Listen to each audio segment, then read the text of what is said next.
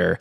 I think that's a team that certainly drops off. Now, the Colts 4-12 last year, but Luck is back. Chuck Pagano is gone. Frank Reich comes in, who was the offensive coordinator for that Eagles offense last year. That was absolutely amazing. Isn't that cool what a Super Bowl will do for you? Oh, absolutely. I mean, it got him in this job. But by the way, the guy's a pro's pro. He was a third-round pick in 1985 for the Buffalo Bills. Rick, what else happened in 1985? Bears won Super Bowl 20.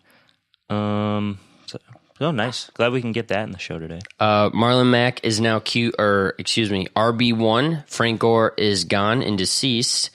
And they also got Eric Ebron, which is interesting. They have Jack Doyle, but Ebron, a former first-round pick from the Detroit Lions. Man, he has underperformed. Here's his career numbers. So 56 games played, 2,070 yards, 11 touchdowns. Tough. Only 186 receptions in 56 games. Not good. Last year, played all 16 games, caught 53 passes for 574 yards. Not good. And 4 touchdowns. They're in trouble. And he played for Detroit, a team who throws the ball 600 times a year. You're right. No, you're 100% right. People thought he was going to be big coming out of North Carolina. I thought so too, but maybe this will help his career. Yeah, right. He was a little Tar Heel. But the biggest problem for the Colts, they allowed the third most points last year at over 400. So their defense needs to get better. I mean, who's their best player defensively? I mean, Mike Adams, not much. Safety. I mean, is Bob Sanders still there in safety? Is Dwight Freeney hanging around anywhere? I mean, Bob Sanders kill dudes over the middle. Yeah, he's some great dreadlocks on that guy. So, and their offense only scored 263 points last year. I mean, bad. It sounds crazy. If I'm putting my money somewhere, it's really tough for me to decide between the Titans and the Colts because the Titans are a much more well-rounded team. But the Colts have Andrew Luck, and he can be the best player in the league to finish second? Any given week. Or are you talking to win the division? No. I think I'm talking about almost third place. So let's move down. I love the Texans. I think they're locked in to be a top 2 team. Deshaun Watson in 6 starts last year, 19 tutties, 8 interceptions, 240 yards per games. But it doesn't stop there. He had 36 rushes in that span. 270 yards. He averaged 7.5 yards per carry on his rushes, which is absolutely absurd, and he even ran it in twice. I can't believe the Bears passed on Deshaun. I can't either. Why? For Mitch, he won a Heisman, and he beat Alabama single-handedly. Nobody beats Alabama. No one does that. And nobody's gonna. See, I'm glad we're on the same page about this, because I actually thought that was ludicrous. I'm pretty sure the Texans got him at 12. And I was just thinking to myself, how can you not want this guy on your team? I know. I just don't understand that. I think he went to the national championship game every single year he was the starter at Clemson. So, guy's amazing. He's a gamer. Another note, LSU guy, the Honey Badger, Tyrann Mathieu, joins the defense along with J.J. Watt and Jadeveon Clowney. So that's going to be sick. I know. If Watt can stay healthy, but he hasn't been able to. But I mean, that's a sick defense. Mm-hmm. And, do they still have Brian Cushing? Is he still on there? Or is he still doping? He's definitely doping. The guy's absolutely yoked. Again, that viral picture of him at USC is just one of the funniest things ever because now he literally weighs probably 40 pounds less. I don't think he's there. But here's an interesting thing. So some reporting by us on the Flow. Played golf with a guy whose best friend's wife is a beat reporter at ESPN for the Texans. Oh, fun. She said that the players don't like Bill O'Brien and that he is certainly on the hot seat. Interesting. So there it is. And so my question to you, and I'm actually being kind of serious about this. They were 4-12 last year. Could they literally reverse their record and be 12-4? I mean, when they have such explosive players like Will Fuller, who can just come out of nowhere, right? DeAndre Hopkins, Lamar Miller's great running back. I do like Lamar Miller. Some people don't. I still believe in that guy. Yeah. Yes. Well, and with this offense, if Deshaun's healthy all year, and then it depends on health with. And this they have team. Deontay Foreman too, who some people really like in backup. fantasy. So they kind of have 2 dudes that could do it. if Clowney and Watt can stay healthy defensively, and Deshaun doesn't have a sophomore slump, dude, the Texans could win it. That's why in Vegas, Texans are plus 188. Some are plus 170 to win the division. Yeah, they're the second favorites. They're second favorite behind the Jags, and again, they went 4-12. So you can't really look at Texans stats and say, "Oh wow, like they have no chance." No, this division is pretty wide open this year. It is, but and that's what's crazy about the AFC South. All of these teams, I would consider all these teams pretty good teams. I mean, I like every quarterback in this division. The one I like the least is probably Blake Bortles on the team that's the favorite to win. And so, it is kind of ridiculous. And my last comment on the Texans would be, look at what the Vikings have done. When you have a D-line of Everson Griffin, Daniil Hunter, you have them on the edges putting on pressure, and then you have Linval up the middle, and it was Tom Johnson last year. It was Sharif Floyd for a while. This year it's going to be Sheldon Richardson.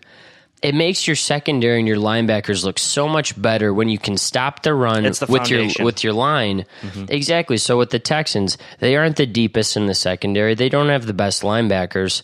But if you have freaking J.J. Watt and Clowney, and you also have the Honey Badger making plays at safety, those are guys that can carry a whole defense. And so, and then Jonathan Joseph, guys like that in the back, and Zach Cunningham, I think, led their team in tackles last year. Yeah, I think you're right. Or Bernard McKinney. McKinney's a good player. They got Merciless, too. Merciless is a really good player at linebacker for them, a former young gun on Hard Knocks. He was really good, too. So, who do you pick to win the division as we close out the AFC South? I'm going Texans because I just believe in Deshaun Watson. If my insurance on this will be, I need a full season from him. But if Deshaun plays 16 games, I think he's that good that he just wins games and they win the AFC South. He's real talented.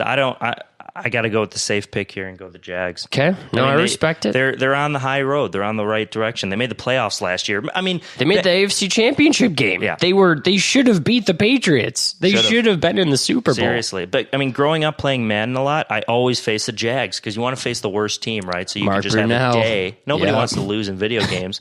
Byron Leftwich, David Gerard. Fred go Taylor. Down the list, man. Jesus. Yeah, bad quarterbacks on the Jags. Since they came in 03, or were they part of the 03 expansion? 02. No, yeah. Also, that was a point I was going to make, is they won their first AFC South title ever because I think the Jaguars came in, the Texans came in, they did a divisional realignment. So in 2002 was technically the first year of this new AFC South, and they had never won it until last year. So props to them. Yeah. Doug Marone's the coach, too. Cool guy. Good guy. Really good guy. Well, and Jalen Ramsey. Guy. Just so good. And AJ Boye, they invested in their defense last year. Yeah. Miles Jack was a guy out of UCLA, could have been a top 5 pick, tore his ACL or MCL, dropped to the second round. They picked him up. Unbelievable. They're a cheat code. It's not like the Vikings. You just look at their defense. Every single player is not just good, but really good. And so defense is fun. I come from, a defensive fandom background, so I like watching good defense. In case you guys weren't aware, Rick's from Chicago, so we're just putting that out there. 1985. That's good. That's twice now we've brought that up. It's twice. So more football. Let's go to fantasy. Yeah, because that's what we really care about. Forget reality. Yeah, forget the real stuff. Forget who finishes. We just want to make some money South. On the side. So we're doing our flow guys, which are basically guys that we perceive to be better than their draft stock currently is. Mocks are happening. ADPs, average draft positions, are being set. So now it's, okay, who are some guys I can get in my roster that can make some moves either in the middle rounds, lower rounds, or just a guy maybe at the top that is going to have a banner year that we were thinking. So, Rick, we'll start off with you, and a big surprise for you at the quarterback position to start. Yeah, really, nobody saw me picking Mitch Trubisky as my flow quarterback. All right, yeah, classic. Here we go. Here's the homer, all right? Yeah, put your homer gloves or homer earmuffs on.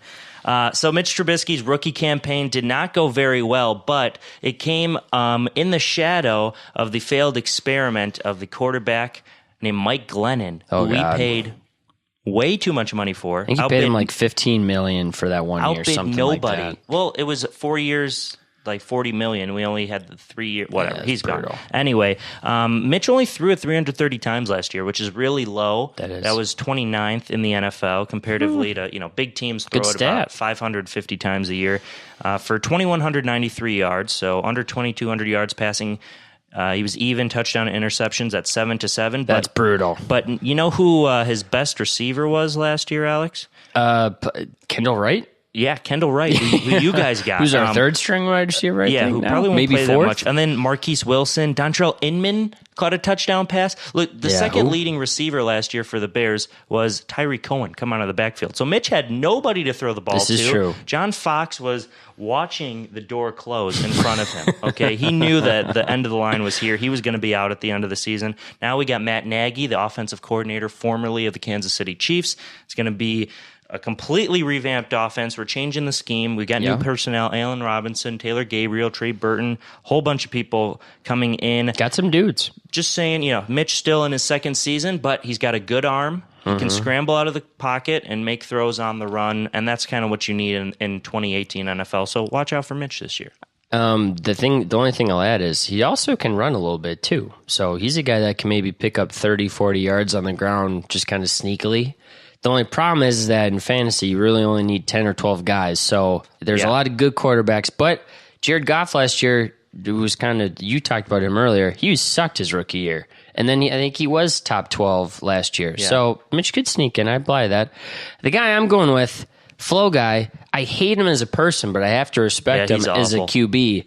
Phillip Rivers. He's a good guy. He is, but I just hate him. He's too good a guy for He has you. like 13 kids. Yeah. And he goes across to high schools and talks about, not having premarital sex and just being a good guy. Yeah, I'm not going to comment on that. So he's too good of a guy for the Flow. He is. But you like him for fantasy football. Well, he's being drafted as QB 18. And last year, he finished as the 8th best. The year before that, he was number 6. And the year before that, he was number 11. So Phillip Rivers is the guy that you always think, Jameis Winston, Marcus Mariota, these young guys are going to take a leap. Oh, this guy's on a new team. Let's draft him higher. And people just forget that Phillip Rivers, still at 36, 37, is just throwing an ungodly amount of times. And throws a bunch of touchdowns. Finished second in attempts. Yes. Only behind Tom Brady. And he always does. So, again, for me, I'm waiting on quarterback this year, and I will gladly take Phillip Rivers in the 13th, 12th, 14th round, and I'll be happy. Yeah. Moving on to running backs. That's solid. Rick, you mentioned him earlier. Who is your Flow Guy? Coming out of the AFC South, Derrick Henry. All right, now that the Murray experiment is out the window, Henry had 5 touchdowns last year, averaged 4.2 yards per carry. That was his second year in the NFL. He knew he was a backup. He played in all 16 games. But dude, he is a freak. At Alabama, his junior year, his final season, 395 carries. Oh, my God. Which this is crazy. in like 12 games, too. 15 games. Insane. Played 15 games his junior year. Carried the ball 395 times, okay? Oh, my God. That is ridiculous. Workhorse for 2,219 yards. 2,200 yards. That's a 5.6 yards per carry. 28 touchdowns in 15 games his junior year. If you make him the featured back, he could do some crazy things for your squad and for your fantasy football team. That's why I'm picking Derrick Henry as my Flow RB1. And people say that he can't catch the ball, and he only has, I think, 24 career receptions in 2 years, but he's always averaged above 10 yards per catch. So in the open field, do you want to tackle him? No, and he's probably going to break your tackle too.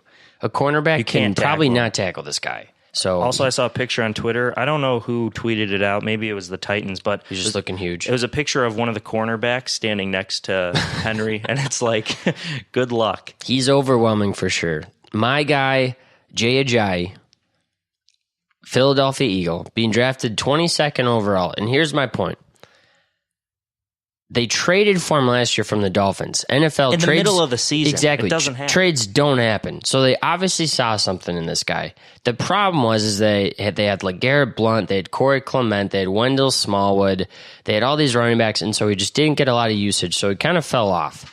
He's been drafted as the running back 22. He has a career 4.5 yards per carry. That's tops in the league. I know it is. I mean, that's a very good yards per carry.